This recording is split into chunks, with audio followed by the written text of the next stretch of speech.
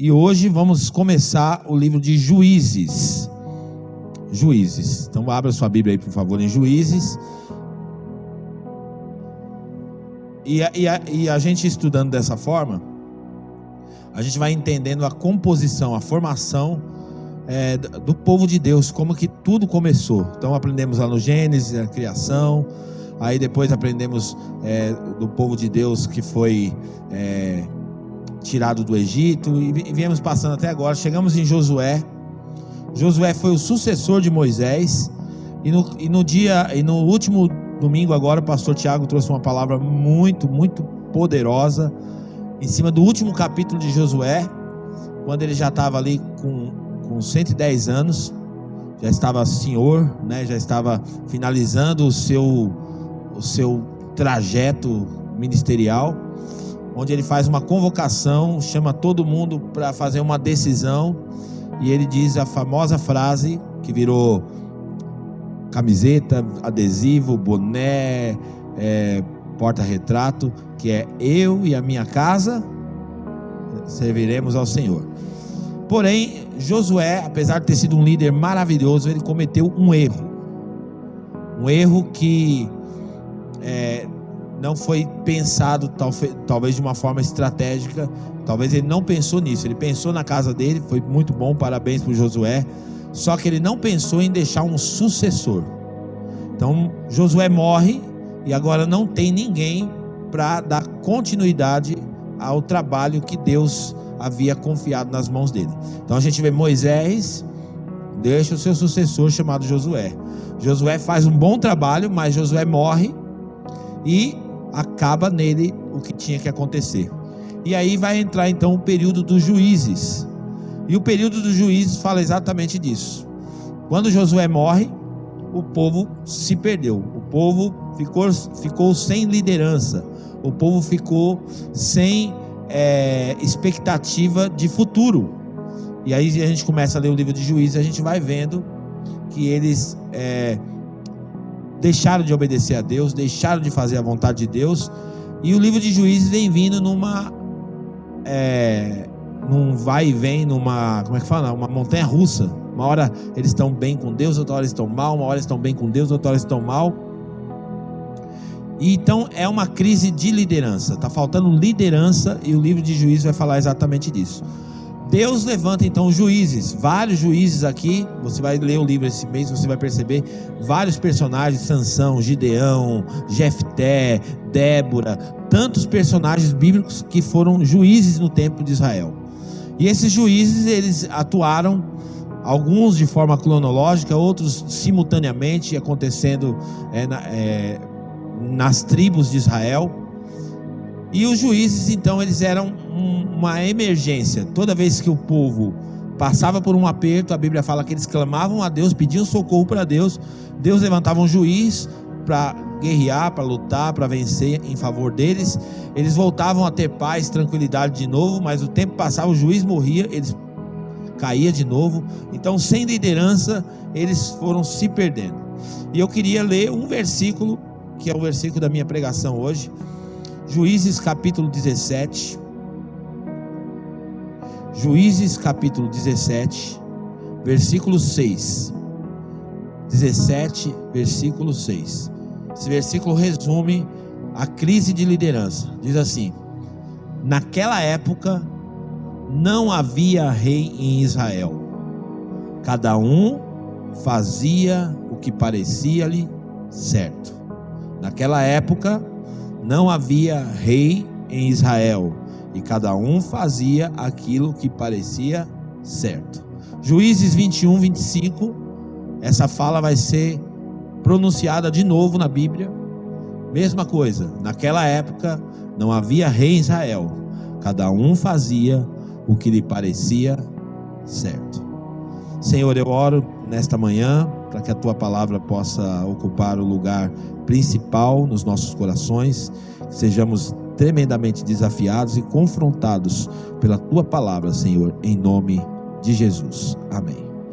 Então esse versículo que nós lemos agora é o último versículo do livro de Juízes. Termina assim o livro de Juízes: naquela época não havia rei em Israel, e cada um fazia aquilo que parecia bem aos seus próprios olhos, aquilo que achava que estava certo. E viver uma vida sendo governado dessa maneira, certamente vai trazer prejuízos muito grandes para todos nós. A sociedade hoje, o mundo que a gente vive hoje, está vivendo exatamente esse contexto. A gente está vivendo hoje uma crise de liderança muito grande. As instituições estão perdendo a autoridade, inclusive a igreja. A igreja antes era algo que as pessoas tinham um valor muito grande por aquilo que elas aprendiam, pela liderança da igreja, pelos ensinamentos que saíam. Mas por conta dos inúmeros escândalos que vieram acontecendo, a igreja vai perdendo também a sua autoridade. Nas famílias, a igreja antes era a única instituição do mundo que tinha autoridade para falar sobre família, até que começaram uma onda muito grande de divórcios dentro da igreja, família sendo destruída, casos extraconjugais, pedofilia e tantas outras coisas acontecendo dentro da igreja, e a igreja vai ficando sem a sua referência para a vida das pessoas. Então era assim que Israel estava vivendo. O líder morreu, eles não têm um líder mais, e agora eles estão vivendo do jeito que eles acham que tem que viver, da forma que eles acham que tem que viver. Quando nós entregamos a nossa vida para o Senhor Jesus, e isso é muito claro para todos nós encontramos Jesus e encontramos um Salvador, porque nós estávamos morrendo, nós estávamos indo para o inferno, e Jesus aparece na história como o Salvador do mundo. Jesus salvou o mundo. Jesus, ele nos livrou da mais pura condenação, daquilo que poderia ter de mais destruidor na vida do ser humano. Jesus aparece na história e ele resgata o ser humano, e ele compra o ser humano, e todo mundo não tem dificuldade de aceitar a Cristo como o Salvador da sua vida. Cristo é o Salvador, amém? Amém ou não amém? Ele é o Salvador da nossa vida. Porém, existe uma segunda atribuição do Senhor, e essa nós temos muita dificuldade de viver, que além dele ser o Salvador das nossas vidas, ele também é o Senhor, o Rei da nossa vida. Então, ter Cristo como Salvador não é difícil. Aceitar o favor de Deus, aceitar os benefícios de Deus, aceitar o que Ele faz por nós para nos salvar, não é difícil. Mas a parte mais difícil que tem é quando Cristo precisa se levantar como Senhor das nossas vidas, para passar a governar as nossas vidas, passar a mandar na nossa vida. Você sabia que a nossa vida ela é dividida em lacunas? É como se fosse uma casa. A Bíblia até faz uma analogia dizendo que nós somos uma casa. Várias canções que surgiram agora no tempo moderno cantam isso, né? Sou tua casa, tua morada, chamando nós de casa de Deus. Só que numa casa existem vários cômodos, ok? Uma casa existem vários cômodos. Então, nesses cômodos da casa, Cristo precisa ser o Senhor de todos os cômodos. Cristo precisa governar todos os cômodos dessa casa. Então a nossa vida cristã é como se fosse dividida em lacunas. Então nós temos várias lacunas. Nós temos a vida emocional, temos a vida sentimental, vida conjugal, vida familiar, vida profissional, vida financeira, vida espiritual. Todos esses cômodos da nossa vida precisam ocupar, Cristo precisa ocupar esse lugar. Então o tema da minha mensagem de hoje é: quem está reinando? Quem está reinando? Quem é que está no trono? Quem é que está ocupando o trono na sua vida? Existia um formato de evangelismo muito antigo mesmo, e eu fiz muito esse evangelismo, chamado As 4 Leis Espirituais. E nas 4 leis espirituais, uma das coisas que era explicada antes de falar das 4 leis espirituais, tinha um quadro que mostrava exatamente uma figura com um trono, e nesse trono Cristo deveria estar ocupando esse trono, mas muitas vezes quem está ocupando o trono que é de Cristo somos nós mesmos. E estamos vivendo exatamente como o livro de Juízes. Naquela época não havia rei em Israel, e cada um fazia aquilo que parecia certo. Cristo não ocupa o trono de muitas áreas da nossa vida, e isso é o motivo porque nós não estamos muitas vezes vivendo a plenitude do que Deus quer para nós, porque Cristo não está sentado nesse trono, governando essas áreas da nossa vida. Tem áreas que é muito fácil você pedir para Jesus governar, mas quando é uma área difícil para você, você diz para Jesus: sai do trono, que eu sento nesse trono, eu mando na minha vida, eu faço aquilo que eu acho certo, eu faço aquilo que eu acho correto, eu conduzo a minha vida como eu bem entender. Então é assim que a gente, infelizmente, conduz as nossas vidas em vários aspectos. Fazer aquilo que parece certo, como o povo de Israel estava fazendo, não significa que nós estamos fazendo o que é certo. O que parece certo muitas vezes não é certo. E tem vários exemplos que nós podemos citar aqui de coisas que parecem certo, mas não é certo. Por exemplo, uma pessoa matou um parente seu, um filho seu, sei lá, um familiar seu. O que parece mais certo fazer com quem fez isso? Matar essa pessoa também, olho por olho, dente por dente. Não parece certo? Não parece justo? Uma vida pela outra vida. Não parece? Seja honesto, não parece que faz muito sentido para nós? Não parece que faz sentido se uma pessoa der um tapa na sua cara, você devolver mais de um na cara dela? Porque quem que ela está achando que é para bater em você? Então faz muito sentido algumas coisas, parece certo, parece coerente, parece que faz sentido, mas aquilo que parece certo não é certo. Então nós não estamos aqui para fazer o que parece certo, o que parece certo para nós. Ah não, porque eu estando bem com a minha consciência, eu estando bem. Nós somos governados por um rei. Se Cristo é de fato o nosso Senhor, e o nosso Salvador, e o nosso Senhor, o nosso Rei, então o que precisa prevalecer na nossa vida é a vontade dEle, é aquilo que Ele quer para nós. Eu tenho gostado muito. Quando eu era criança eu não gostava, acho que nenhuma criança gosta, mas eu tenho despertado muito para assistir política. Quem gosta de política aqui? Eu gosto muito de assistir política. Eu acho bonito ver os discursos, né, dos parlamentares, a forma como eles falam, e até para xingar um ao outro eles são elegantes, né?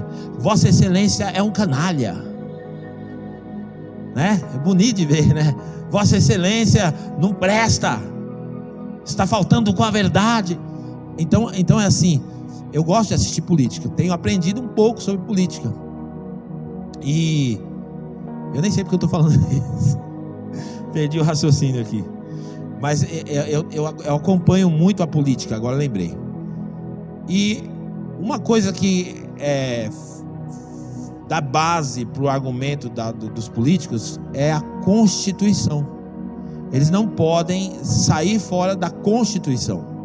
Então tudo que eles argumentam tem que estar linkado com aquilo que é permitido pela Constituição. E a Constituição, ela é como se fosse uma Bíblia para a nossa nação. A Bíblia da nação, não no caráter divino, mas no caráter das leis, é a Constituição.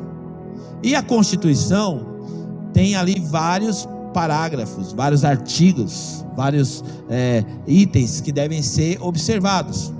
E nós, como cidadão do reino de Deus, porque nós pertencemos ao reino de Deus, e se tem um reino, tem um rei, ok? Se nós fazemos parte de um reino, então nós temos um rei, e como cidadão desse reino, nós temos a nossa Constituição, que é a palavra de Deus.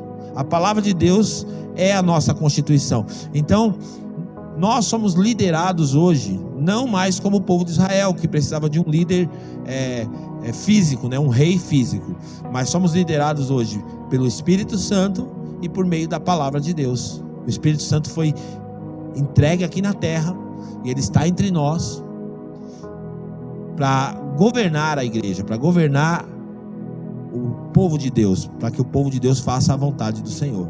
E a palavra de Deus, que é a nossa principal regra de fé, de conduta, é a constituição desse reino.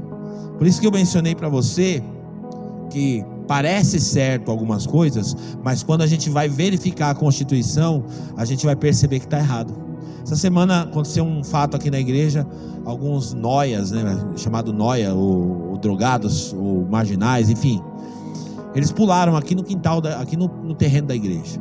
Eles roubaram alguns itens aqui da igreja, roubaram botijão de gás, fio, eu coloquei na boca do trombone, e me parecia muito certo dar uma surra nesses caras.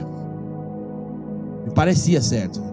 Eu tava com muita vontade. Eu falei, se eu pegar eles, eu tenho que dar uma surra nos caras. Parecia certo. Porque causa uma indignação na gente, sim ou não? Ou só eu que tô nessa ira toda? É porque quando rouba os outros, mas quando rouba a gente, aí que é o negócio, né? Porque é fácil você falar pro outro assim, não, perdoa. Não, olha, Deus tem mais para dar. É fácil falar quando é a vez do outro. Agora quando chega a nossa vez, então parecia muito certo pegar os caras. E eu arquitetei até o plano. Falei, vou pegar os caras. Comprei até uns enforca-gatos para amarrar eles. Cheguei a elaborar todo o plano. Falei, agora eu vou pegar. Fui atrás, né, Ney? Entrei lá dentro da biqueira, lá atrás. Fui atrás. Porque eu queria pegar os caras. Só que fui confrontado pela palavra de Deus, porque me parecia certo, mas não era certo. Me parecia correto fazer, mas não é o correto fazer. Então, quando você tem a palavra de Deus como fundamento para a sua vida, você não vai fazer aquilo que te parece certo. Quando você anda pela palavra, quando você anda baseado na palavra de Deus, você não fará aquilo que parece certo, mas você vai procurar fazer aquilo que é certo. O Salmo 103 e o versículo 19 mostra que o Senhor é rei e Ele deve governar a nossa vida. Salmo 103, versículo 19, põe para nós. O Senhor estabeleceu o seu trono nos céus, e como rei domina sobre tudo que existe. Ele é rei. E se nós assumirmos isso, que Cristo é o nosso rei, então nós precisamos ser muito humildes para fazer uma oração hoje e dizer: Jesus, em primeiro lugar, eu reconheço que tem cômodos da minha vida que o Senhor não está reinando. Existem áreas da minha vida que o Senhor não está governando ainda, e eu quero pedir: toma o teu lugar nessas áreas, toma o teu lugar na minha vida. A gente também vê em Apocalipse capítulo 4, versículo 2, a visão de João, e ele vê Cristo ocupando um trono. Olha só: imediatamente me vi tomado pelo Espírito, e diante de mim estava um trono no céu, e nele estava sentado alguém. Estou falando de Deus, de Cristo. Então Cristo é o rei que deve governar as nossas vidas. Falando da palavra de Deus, por que é importante? Só voltando um pouquinho no livro de Juízes. O povo estava vivendo uma crise de liderança, eles não tinham um rei, e você vai ver que logo na sequência o livro de Samuel vai mostrar isso, porque eles clamam a Deus e eles dizem que eles não queriam mais ficar sem um rei, e eles então pedem um rei, e o primeiro rei de Israel é o Saul. Eles pediram um rei porque eles rejeitaram o governo de Deus. Eles preferiram o governo humano do que o governo de Deus. Mas a Bíblia fala em Provérbios 29, 18. Provérbios 29, 18 vai falar para nós que aonde não há a revelação divina, o povo se desvia, mas como é feliz quem obedece à lei. Ou seja, aonde não há a Constituição, aonde não há a profecia bíblica, aonde não há a regra, a orientação pela palavra de Deus, porque se deixar as pessoas viver, a Deus dará, cada um fazendo aquilo que é certo, aonde a gente vai parar? E essa onda está chegando dentro da igreja. Tem movimentos dentro da igreja que estão fazendo aquilo que parece certo. Por exemplo, tem um movimento, eu já falei várias vezes aqui, o movimento dos desigrejados. Quem são os desigrejados? São aqueles que não gostam da igreja institucionalizada. Então eles dizem que amam Jesus, mas eles não gostam da igreja. Eles falam: eu não vou para a igreja mais, eu vou servir a Deus aqui na minha casa, vou servir a Deus aqui. Parece muito certo, e quando você escuta eles, você acha até que eles têm um pouquinho de razão, mas essa não é a vontade de Deus. A gente lê a Bíblia de cabo a rabo, de ponta a ponta, nós vamos perceber que a vontade de Deus é que o povo esteja congregado, se amando, se perdoando, vivendo o evangelho, vivendo o relacionamento. Essa é a vontade de Deus. Tem hora que dá vontade mesmo de falar assim: quer saber de uma coisa? Eu vou me fechar aqui no meu universo aqui, eu não quero saber de ninguém, eu vou cuidar de mim, vou cuidar da minha família. Parece certo, tem hora, mas essa não é a vontade de Deus. E se a gente não tem a revelação divina, aonde não tem a palavra de Deus, aonde não tem a pregação da palavra, aonde não tem a constituição sendo lida, sendo interpretada, sendo ministrada, aonde não há revelação, o povo se corrompe. Por isso que a gente precisa da palavra de Deus, da constituição desse reino. Agora, para ter um rei, implica uma coisa muito importante. Ter Cristo como rei implica numa renúncia. Renunciar à minha vontade. É uma renúncia. A Bíblia diz em Marcos capítulo 8, versículo 34, Jesus falando: e chamando a si a multidão com seus discípulos, disse-lhes: se alguém quiser vir após mim, negue-se a si mesmo, toma a sua cruz e siga-me. Então, ter Cristo como rei significa renunciar às minhas vontades, abrir mão do que parece certo para fazer de fato o que é certo, abrir mão do meu querer para que o querer de Deus seja feito. Extremamente desafiador. Estou pregando para você e pregando para mim, porque renunciar não é uma tarefa tão fácil. Abrir mão de algo não é fácil. Mas se eu tenho um rei, se Cristo de fato é o rei da minha vida, então implica uma renúncia. Às vezes aqui na igreja, nós hoje nessa geração, nós temos muitas composições musicais lindas, muitas músicas bonitas que se cantam na igreja. Só que muitas canções, se nós formos muito honestos e muito honestos mesmos, nós não deveríamos cantar.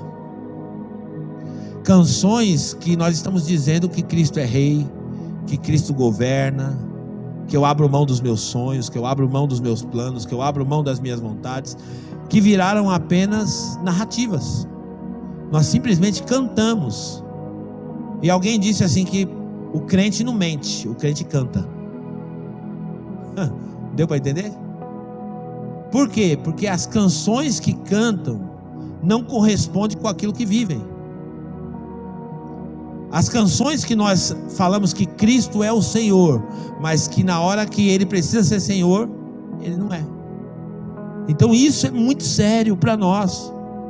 Mateus 21, 28 vai contar para nós um caso, uma parábola muito interessante sobre o que é obedecer o rei. O que acham? Havia um homem que tinha 2 filhos. Chegando o primeiro, disse: filho, vá trabalhar hoje na vinha. Pai dando uma ordem: vai trabalhar hoje na vinha? Continua. E este respondeu: não quero. Mas depois mudou de ideia e foi. Então, na hora que o pai falou com ele, ele falou: eu não quero. Está indo contra os meus interesses. Hoje eu quero ficar em casa hoje. Eu quero dormir, eu quero jogar videogame. Eu não quero, eu não vou. Mas a Bíblia fala que depois ele mudou de ideia e foi. E aí tem um segundo filho. Vamos ver o que o segundo filho fez. O pai chegou ao outro filho e disse a mesma coisa. E ele respondeu: sim, Senhor. Mas não foi. Sim, Senhor, mas não foi. Percebeu que é uma narrativa? E às vezes a gente se comporta exatamente igual. A gente chama Ele de Senhor, a gente adora, a gente levanta a nossa mão, mas na dinâmica da vida Ele não é Senhor. No dia a dia Ele não é Senhor. A gente chama Ele de Senhor, a gente, eis-me aqui, pode contar comigo. A gente chama Deus de Senhor, mas na prática Ele não se torna Senhor. E o primeiro personagem, o primeiro filho, tem muito a ver com aquele que genuinamente tem Cristo como Senhor. Por quê? Porque ter Cristo como Senhor não é dizer sim imediatamente.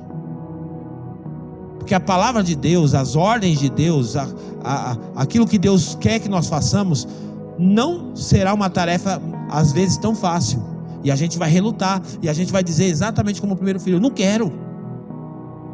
quero fazer, eu não quero perdoar, eu não quero. Mas depois muda de ideia e faz o que Deus quer, e faz a vontade de Deus, do que aquele que diz sim para tudo, né? Já viu aqueles crentes que o cara está pregando aqui, porque Deus vai fazer não sei o que, glória a Deus, não sei o que, Deus vai fazer não sei o que, glória a Deus, e vai todo mundo para o inferno, glória a Deus. Ele só fala sim para tudo. Não, você tem o direito de dizer não, mas contanto que você faça uma reflexão do não que você disse. E aí você vai se lembrar: peraí, eu não sou dono da minha vida. Cristo me salvou, mas Ele me comprou. Ele me salvou, mas eu fui comprado para Ele. E eu não sou dono da minha vida. Porque a gente pensa que Cristo comprou a gente para deixar a gente solto. Ele comprou a gente e falou: agora pronto, já comprei vocês, agora pode ficar à vontade. Não. Ele comprou a gente, ou seja, a gente estava na mão do diabo, e agora a gente está na mão de Deus.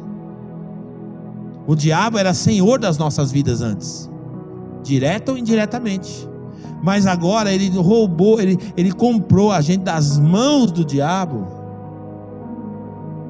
e agora nós pertencemos a Ele para fazer a vontade dele.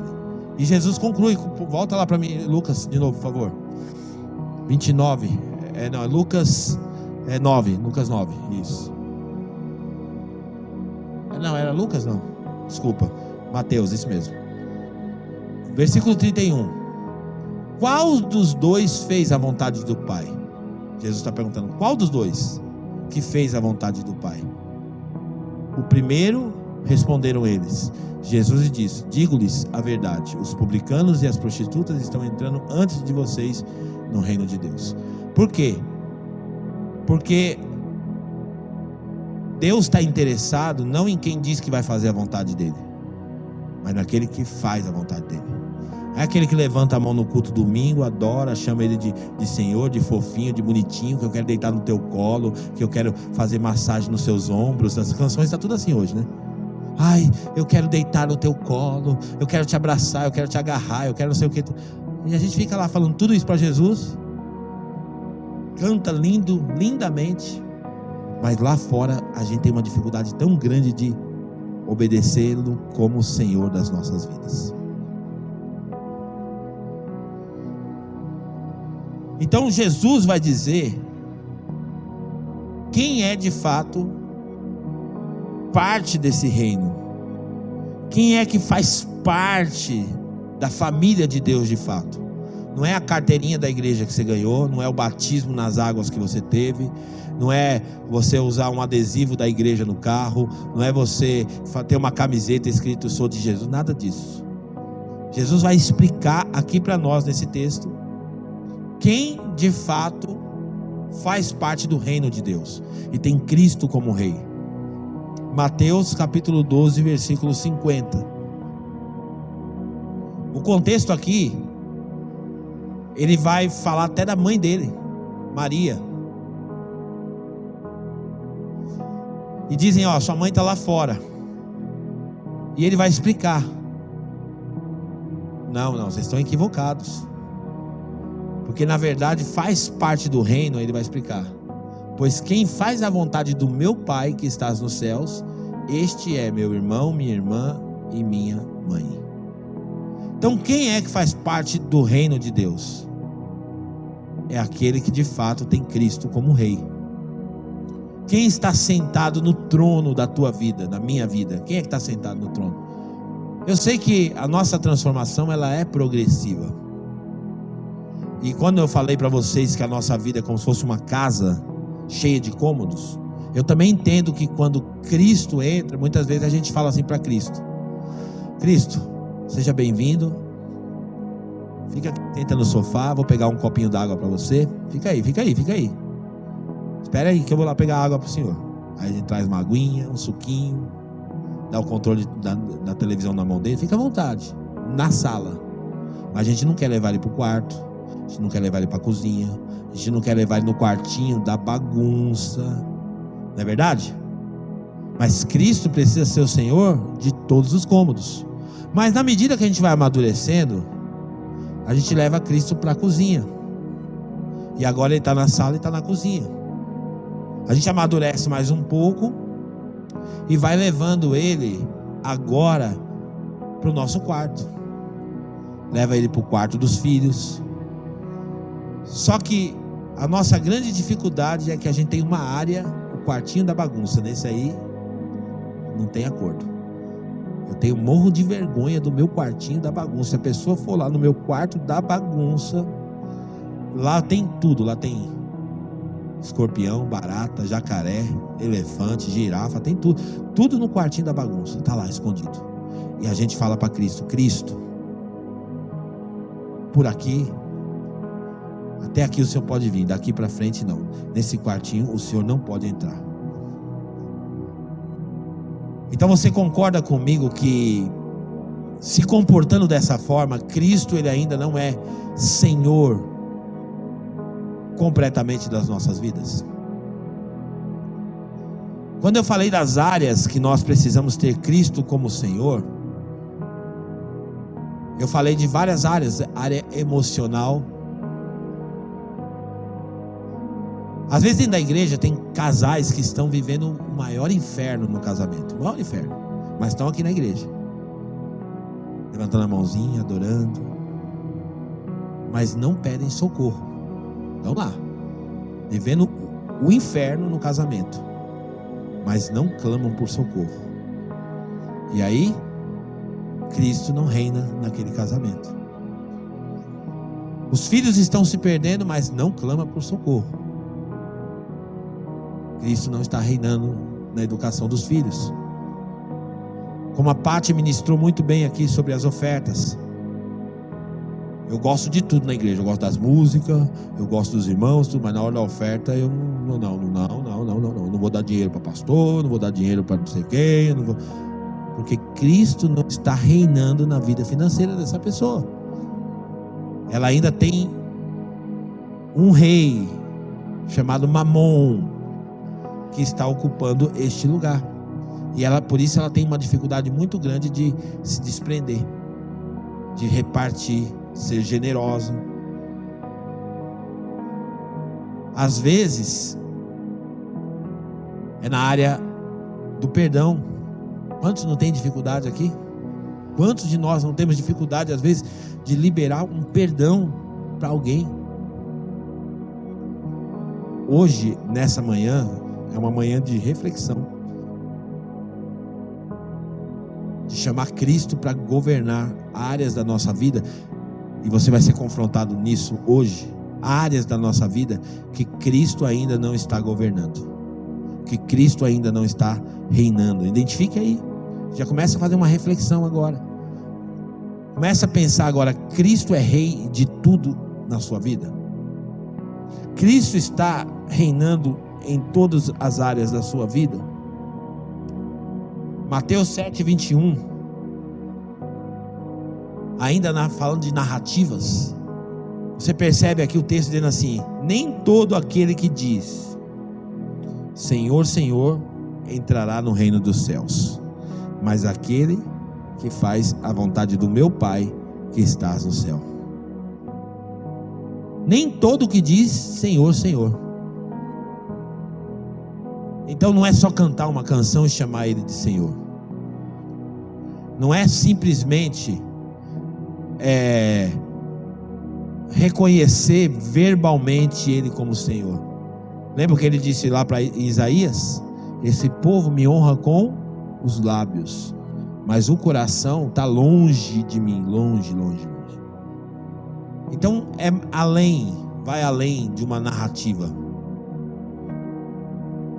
As atitudes diárias diante das diversas adversidades, como eu expliquei para vocês aqui. Que vontade de fazer uma justiça essa semana. Que vontade de praticar justiça, aquilo que me parecia certo. Mas quando a palavra de Deus ministra o meu coração, a semana foi passando e daqui a pouquinho eu já estava dizendo assim, não, tem que separar a pessoa do vício dela. Daqui a pouco eu estou levando para dentro da minha casa para cuidar. Porque quando a gente vai sendo confrontado pela palavra de Deus, a nossa vontade ela não vai prevalecer.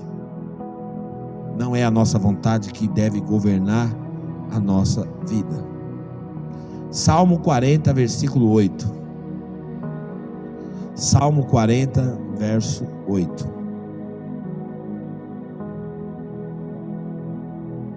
Tenho grande alegria em fazer a tua vontade, ó meu Deus. A tua lei está no fundo do meu coração.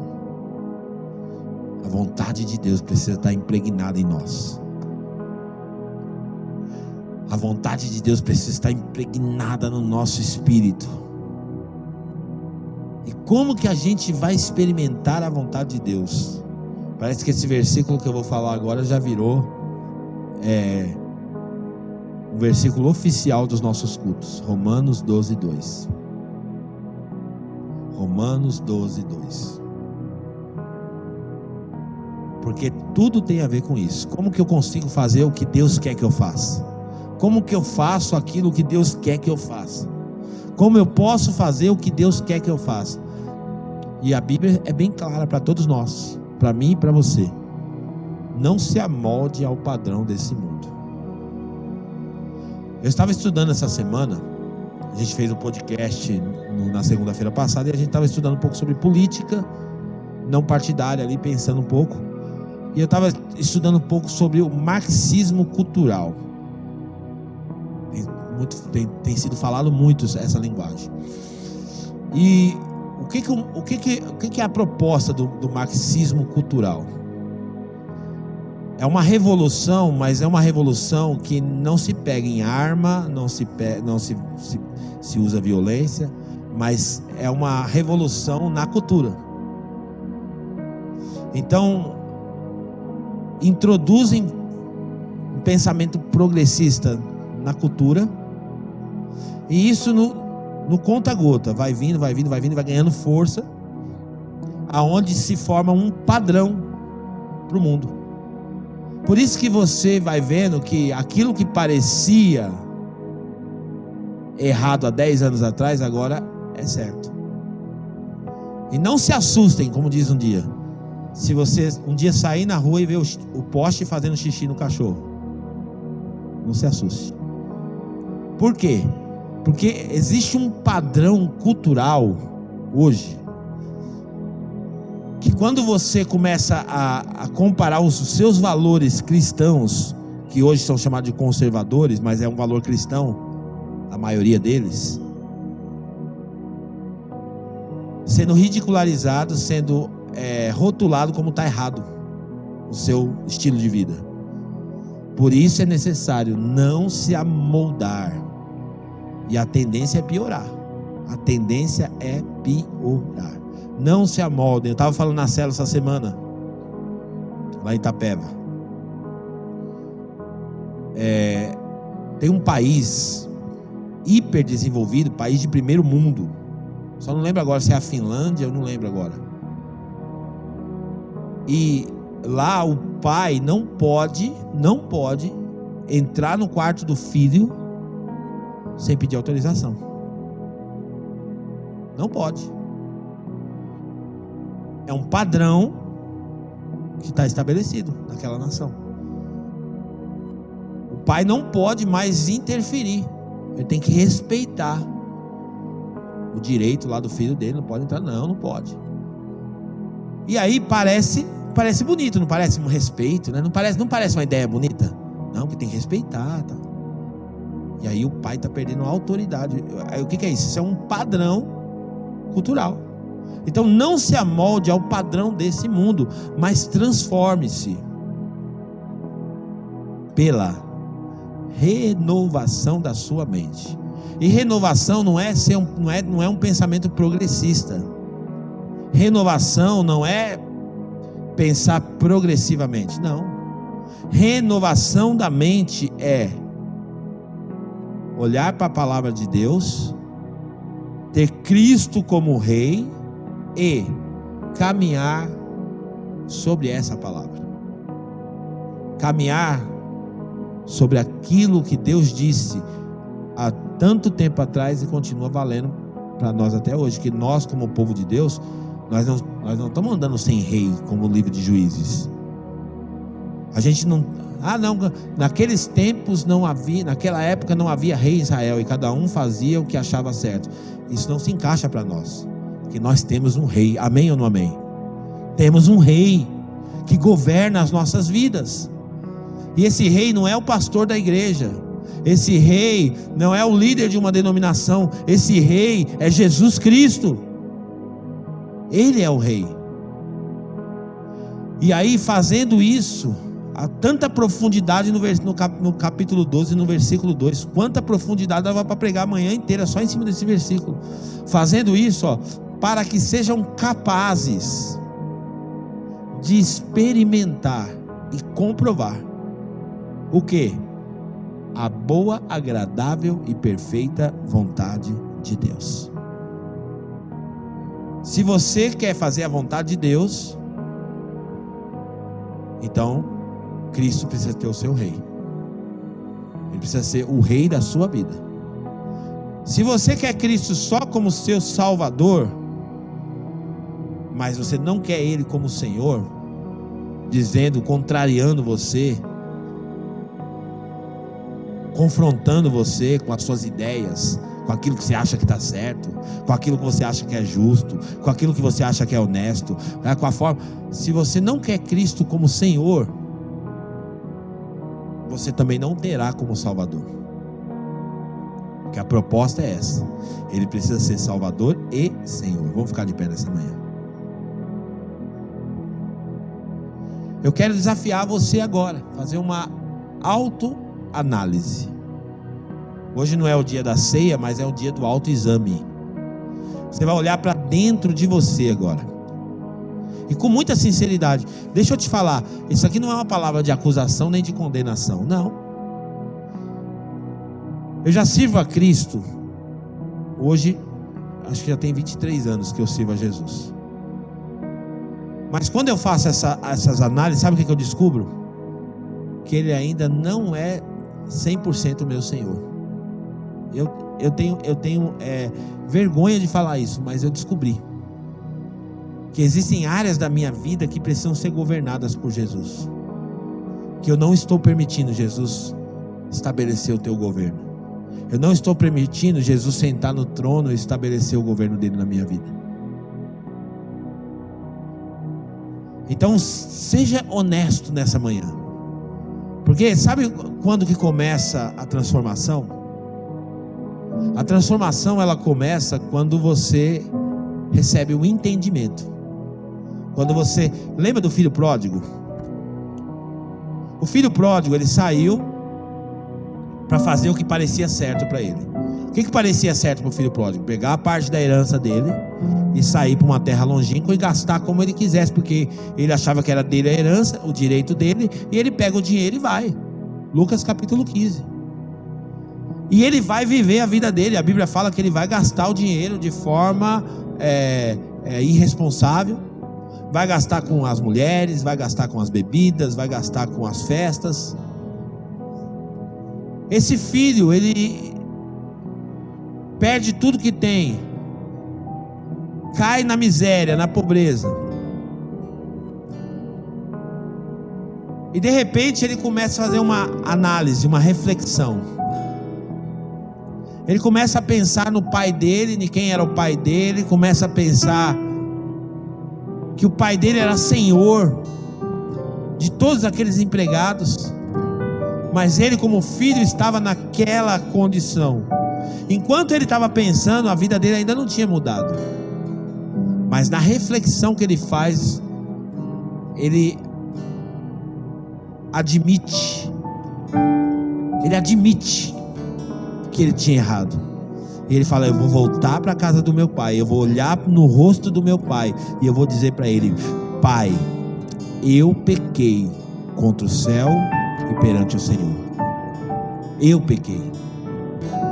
Então admita hoje. Se você, por exemplo, tem dificuldade na sua vida familiar, porque às vezes você aprende aqui na igreja, mas na sua casa você faz totalmente o contrário. Você aprende com a palavra de Deus, mas você diz: não, na minha casa vai ser diferente. A Super Nani tem mais valor do que a Bíblia para muitos crentes. O psicólogo, a palavra do psicólogo tem mais valor do que o que está escrito na palavra de Deus. Os valores que ele tem, que ele recebeu de algum coach, de algum youtuber, tem mais valor do que o Senhor disse. Então nessa manhã você vai poder falar para o Senhor: Senhor, eu quero admitir, o Senhor não é o Senhor das minhas finanças. Eu quero reconhecer hoje aqui: o Senhor não é o Senhor das minhas finanças, porque eu administro o meu dinheiro do jeito que eu quero. Eu quero admitir nessa manhã que o Senhor não é o Senhor no meu casamento, porque eu sou tudo aquilo que a tua palavra diz que eu não deveria ser. Então eu quero reconhecer nessa manhã. E uma vez que você reconhecer, você vai falar para Deus: Senhor, mas eu quero que o Senhor seja o Senhor dessa área. Eu não estou conseguindo, mas eu quero que o Senhor assuma o teu lugar nessa área da minha vida. Assuma, Senhor. Ocupa o teu lugar. Toma o teu lugar nesta manhã, Senhor. Feche os seus olhos.